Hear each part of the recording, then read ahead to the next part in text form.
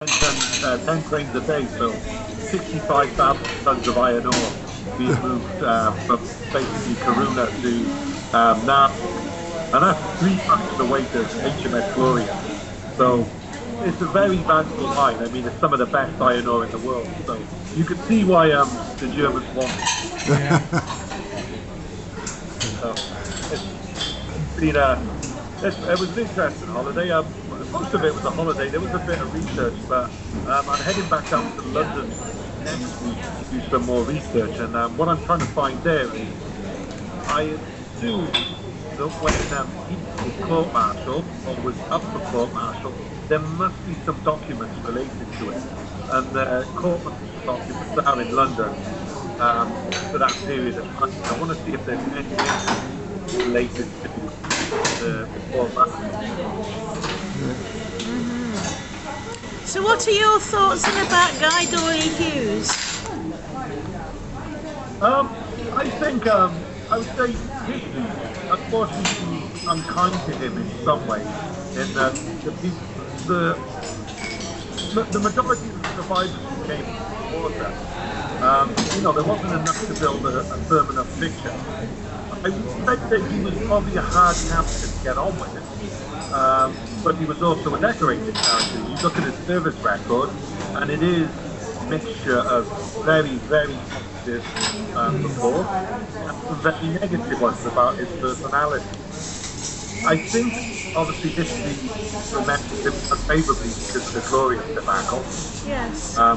But I think, to a degree, some of that criticism may be unfair, judging on other effects that were going on at the time. It wasn't just the court martial. A lot more going on. And ultimately, I think the person who was at fault for all of this, or for the vast majority, was probably Vice Admiral Wells.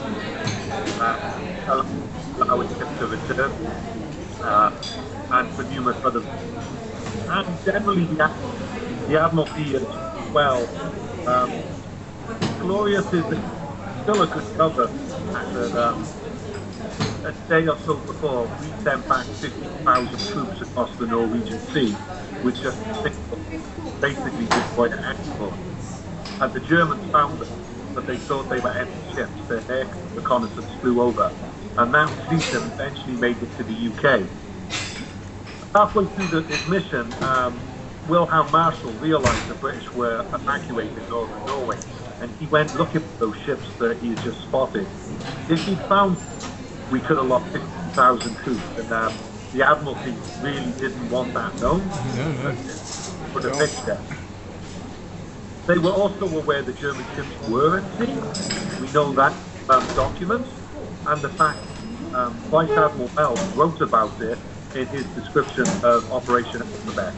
He knew the German ships were at sea. So there was also a message there as well. What about Admiral Wells's files? Because nobody seems to have seen these files connecting to the sinking of the Glory. Why he let it go? What happened to it? And I mean, one of the theories connected with this story is the one where Lieutenant Leggett wrote that he saw the signal. Now, Leggett wrote that in 1967, and Wells died in 1963 or 64, which he would have been the only person to have sort of discussed that with him, or disagreed with him, or agreed with him. So it's a point of controversy, who or what to believe. Event surrounding that. Vice Admiral West's file on Operation Alphabet